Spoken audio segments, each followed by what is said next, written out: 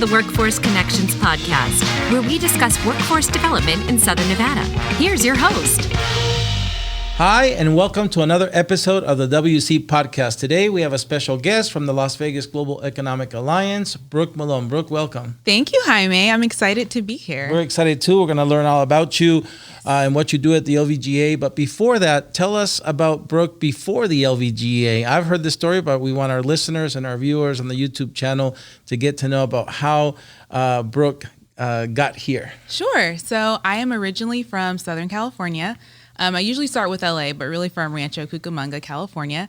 I moved to Las Vegas in 2009 to attend UNLV, and I have not looked back. I fell in love with this community, the way that people lean in to support one another, the growth, the expansion that you see, and it's just a fun town. It's just a great place to be. So I originally started my career in fundraising when I was 19 years old. And I've worked for some phenomenal organizations, international organizations like Habitat for Humanity, United Way, housing organizations. So it's been a really cool journey being in this town and being able to experience the philanthropic support and the way community happens in Las Vegas. It's great. Yeah, and before I met you, when the position was announced, I already had people in my circle like, Tiffany Tyler, Jerry Merritt say to me, oh, you're going to love her, because of you're great. And then, of course, now we've been working together since you've been at the LVGA. But you're so right. Our town is so small that without planning it, you and I run into each other at Cheesecake Factory.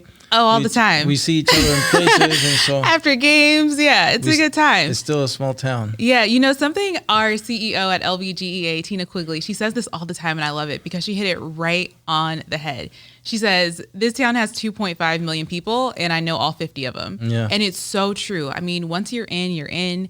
And it's not a hard town to get connected to. And I think that's one of our strengths as a region is the connectivity. Absolutely. Yeah. You're so right. So now tell us about, you joined the LVGA. I met you. I remember the first meeting seems like yesterday, but you were hungry to absorb this new world you were walking into about economic development. Tell us what you've learned so far. So, for example, I've gone to Phoenix, Arizona, Fort Lauderdale.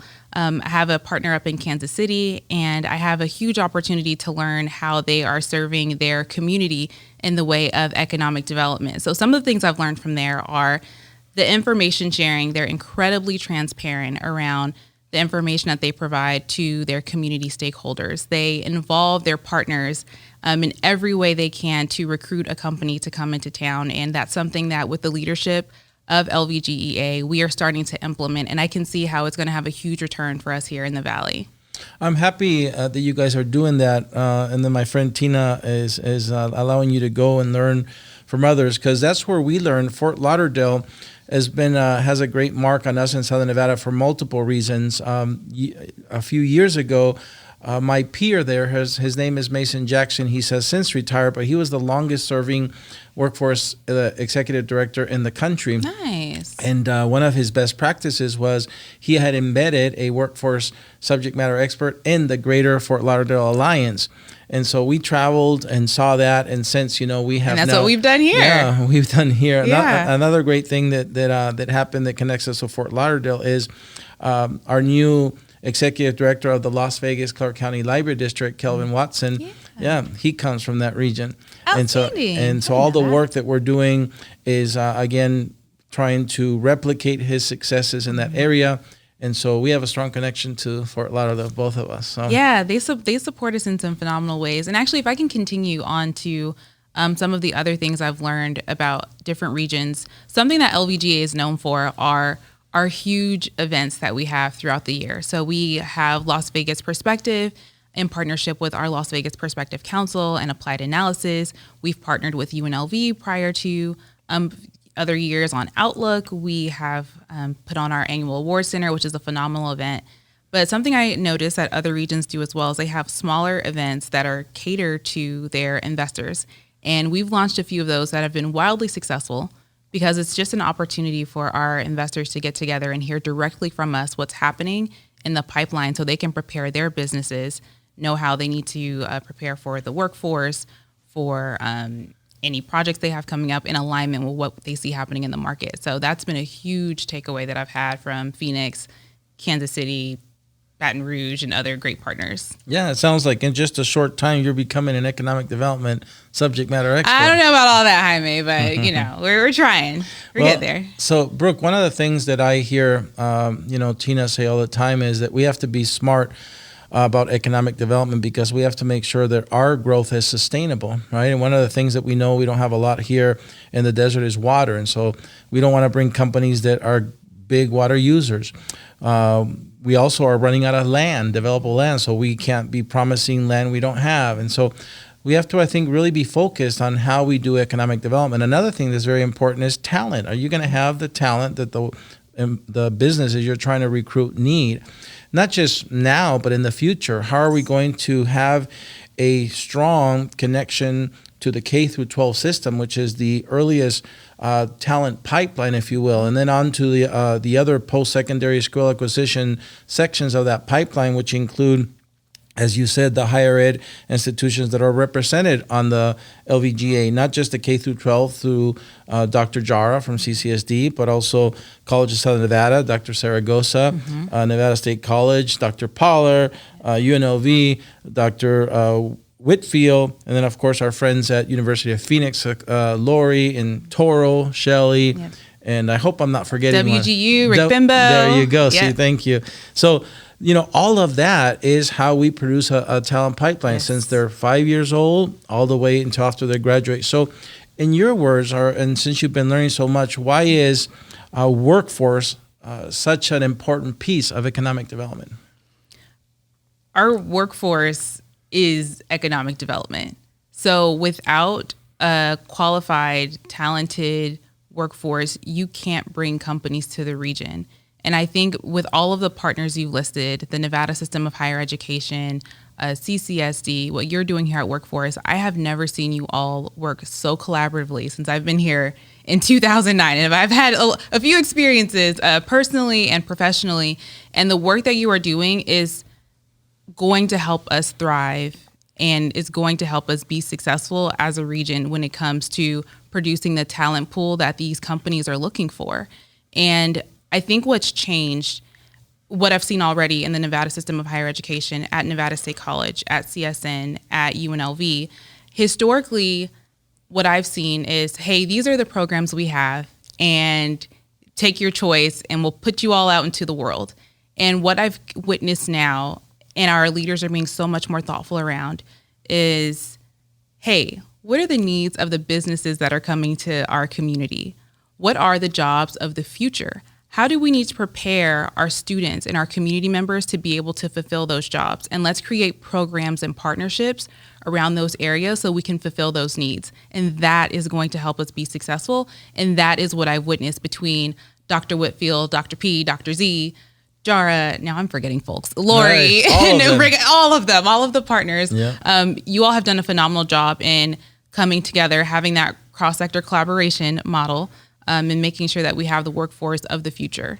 Yeah, I agree. So kudos to y'all. Yeah, and LVGEA is a part of it because it leads with the 2022 Workforce Blueprint, which again maps up the gap, right? What do we need? What do we got? So what are we missing? Yep. And so I think that's our blueprint to move forward. But as you said, we've also all collaborated, and because we have in our Comprehensive Economic Development Strategy, our SIDS, we've identified 7 emerging industries that we want to nurture, diversify, grow, so that we have an economy, again, that doesn't depend on one or two, but on more. Exactly. And for that reason, also in 22, we launched industry sector partnerships, the very first time here in our region that we launched those to really listen to those employers and do the stuff that you're talking about, hear their needs, understand their needs, but then implement in that pipeline the solutions to those needs. And it doesn't happen overnight. It takes time, but we already have a lot of traction in it, and that we'll be reporting to the LVGE board. And I think you said a few words that is helping all this happen. At Workforce Connections, we like to say we're about people, partnerships, and possibilities. And I think that's what we're seeing happening now in our community. Sure. But let's go back to the LVGEA. So I know, small but mighty team, right? Tell me. 13 with the intern. Wow. Tell me about the organizational culture inside the LVGEA. How is it that, again, that you remain an effective organization, being so small but mighty? And what is it like working for my friend, Tina Quigley? For Tina, let's start there. Tina's a firecracker. I like working with Tina. So if we can get lax for a second, I don't know if you're familiar with the term code switching. Where someone like acts one way around a certain group of people and acts another way around a different group of people, which like everyone does to a certain extent. Tina does not do that. Like Tina is who she is. And there's times when I'm like, oh my gosh, like Tina, don't say that out loud, but also say it one more time for the people in the back, because she says what needs to be said and what we need to hear. And it's with the best intentions, and it's for the purpose of getting things done. And that's what the team culture is about now at LVGEA, is execution, right? We've had an opportunity to do a self-evaluation, and also the community has been generous in telling us about ourselves. So we know the areas where we need to make improvements. We know where we need to change, and we're ready to do it. We're ready to execute. We're ready to make things happen. We are ready to partner and collaborate, like I've said several times, with the community around what we need to do to be the best Southern Nevada possible. And the team is on board. I think there was a phase because of the change where there was like a little bit of uncertainty, just to be completely candid, but we are really ready to crank it up and get this region to where it needs to be. I mean, this is a phenomenal community where you can live, work, grow, play. I mean, where else can you like go to school, go to church, and then go see J-Lo on Tuesday? Like in Vegas, where else in the world can you do that? I mean, it's truly a phenomenal community, and we're ready to show the assets that this community has to make some great things happen. Yeah, I think you're right. We live in a community now. You and I were here before, and one weekend you could watch the NFL, the NHL, the WNBA, and all these other options we have today. But also, I think I heard you loud and clear when you say, you know, every organization goes through transitions. That's just a part of business. And I do sense that now you guys are, back to full speed, cranking and ready to, move these partnerships that we have in our community to the next level. Yeah. So with that, tell me about 2023 then. I know you have goals in your function at the LVGEA for, driving revenue, building partnerships. Absolutely. Tell us a little bit about what in your perfect world you want to happen in 2023. So my goal is for us to be as transparent as possible. So anything that we are working on when it comes to recruiting companies here, any information that we have, to share it with the community, to share it with our investors and our stakeholders, because again, that's the way that we're all going to drive things forward. Also, to bring more partners to the table. I think a lot of folks are familiar with what LVGEA does. They know that we bring companies to town. They know that we help businesses expand, but they don't know how and when and where they can lean in. So one of my goals is to put Tina and our leadership team on the roadshow, put myself on the roadshow, go out and present to as many partners, businesses, communities, nonprofits as possible to help them understand what it is LVGEA does, what economic development is, and what their role is, because ultimately everyone has a role in economic development because it impacts all of our lives. And that's my major goal, is to just really build understanding of the organization, what we do, how we support, and where you have a space to lean in. Well, I'm going to, as your board member, or one of your board members, I'm going to volunteer, because I think it's important that your board members be on that roadshow too. Yes, that they absolutely. be advocates and ambassadors for, that's part of our role. I am fortunate. I have 23 board members here at Workforce Connections. Tina is one of them. Yes. Mary Beth, Guy Martin, a lot of our common friends, and I'm blessed because they have become advocates and champions of workforce development. They can articulate why it's important, how it supports economic development, and why it's important, as you said, that we're working together to the benefit of our region. So count me in for your role. All right. Y'all heard it. Y'all heard it. He said he's volunteering. So this is the time where you get to tell us what's happening. You've talked about a few events, but tell us in the next few months, as long as as far as you want, what kind of big events are coming that you want our listeners, our viewers on the YouTube channel to know about? How do they go and sign up, register, find out more? Yeah, so we have historically, our State of Economic Development has been a public event. This year, it's actually going to be exclusive to investors. So we've typically had about 600 folks attend that event. We're looking to have about 300, but again, intentionally, because we want the folks who are investing and have some skin in the game to understand exactly what is happening with our municipal partners and some of the growth that we're seeing in sports entertainment. In that innovation space. So I'm really excited about that. Our next public event is going to be the Las Vegas Perspective. And we are in the process. I can't give away too much, Jaime. Yeah, no, just tease. But we are going to have a big focus this year on sports and entertainment, innovation, the technology and other areas that comes in around it, and how we can increase some of those areas in our community. So I'm really excited. We're going to have, all I can say is we're going to have a big headliner. Nice. And we're expecting the largest audience we've ever had, up to 1,000 people. Wow. So, and in a different location that's not traditional ballroom style. So very excited about that. More information to come. And of course, our annual awards dinner, where we get to honor folks and companies in the community who are doing extraordinary work in the space of economic development. So we align those awards with our values, which are innovation, workforce, technology, and job creation. So really excited about that as well, because that is also going to be in a different space than usual. So really big things coming up for the organization. And again, looking forward to partnering with other organizations in their events. We're also going to be partnering. A big shout out to Andrew Woods and his team over at UNLV, the CBER team. We're going to be working with him in some of his events and the Vegas Chamber. So I'm really excited to continue to be more thoughtful, so we can have less duplication and more events that have quality content for the attendees, and not just another space for people to be in. Yeah, sounds like 2023 is going to be an exciting year. It's going to be fun. I'm excited. And if people want to, again, learn more, get connected, support the LVGEA, they go to what website? LVGEA.org. Great. Well, we're going to put it here on the screen. Yeah. Thanks. So, Brooke, did you have fun? I had a good time. This was fun. Good. We had fun as well. I want to thank you for being here My pleasure. on the podcast, representing the LVGEA in our community, as you said. And I look forward to seeing you at the next LVGEA meeting. Same. Give me a high. Yeah, gala tips. Gala tips. That's an episode all by itself. Another episode.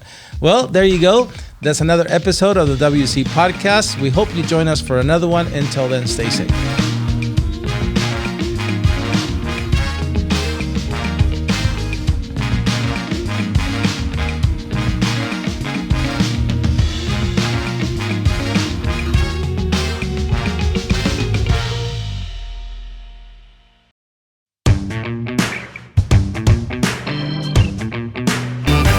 Brooke, thank you for staying over for our bonus segment called Against the Wall. My pleasure. Are you ready? I'm ready. All right. Our first section, lista. We have 3, and it's called Your Favorites. Okay. So I'm going to give you a category. You're going to give me your favorite one. Let's start with your favorite food. My favorite food, tacos. Your favorite movie. The Lion King. Favorite book. Mindset by Dr. Carol Dweck. Favorite city to visit. Ooh. I saw you in Paris. I was in Paris, but I do like London. Very good. Favorite subject in school. PE. Favorite sport in school. Tennis. Favorite artist or musical group. Beyonce. Favorite holiday. Kwanzaa. Now be careful here because you have a couple people on your board. Favorite sports team. Jaime. You don't have to choose one. Lakers. Oh, wow. You went away. The favorite. Oh, this one's my best. Your favorite LVGEA board member. No. Jaime, don't do that. We're just kidding. You made it through our first segment called Your Favorites. And now the second one is called Tough Choices. Okay. Would you rather vacation or staycation? Vacation. Drive to your vacation spot or fly? Fly. When you go to your vacation, do you stay in a hotel or Airbnb? It depends. If I'm in like a suspect area, I'm staying in a hotel. In the morning, coffee or tea? Tea. In the evening, wine or beer? Wine. Would you rather cook at home or eat at a restaurant? I like cooking. Would you rather owe money or owe a favor? I would rather... I like giving back. I'd rather owe a favor. Would you rather be on the tennis team or the cheer team? Tennis. I do my research, bro. You do your research. I'm impressed. Here is the hardest one. Justice or grace? Ooh. Grace. Me too. I believe if there was more grace in the world, there would be less need for justice. Amen. So grace. Very good. Actions or words? Actions. Very good. You made it through the second segment. You only have one left, and it's called Finish the Sentence. Okay. So I'm going to give you about 95% of the sentence. You're going to finish it for me. Let's do it. If Brooke could live anywhere, it would be Las Vegas. The best part of living in Southern Nevada is working with JAIME. Oh, you did throw me a bone. Because I know I was the other category. Let's not. Brooke's favorite thing about her job is working with people. The people I work with are phenomenal. Brooke's son is a cool kid. He is. Brooke's trip to Paris with her son was phenomenal. Once in a lifetime, best life experience ever. Yeah, that stadium pictures are really good. Oh, PSG. Yeah. Those fans are crazy. Yeah. But it was fun. If Brooke could travel back in time, she would travel to 2015 and buy Bitcoin. Ooh, yes. That's smart. 3 words that describe Brooke are energetic, passionate, and caring. I agree. Care.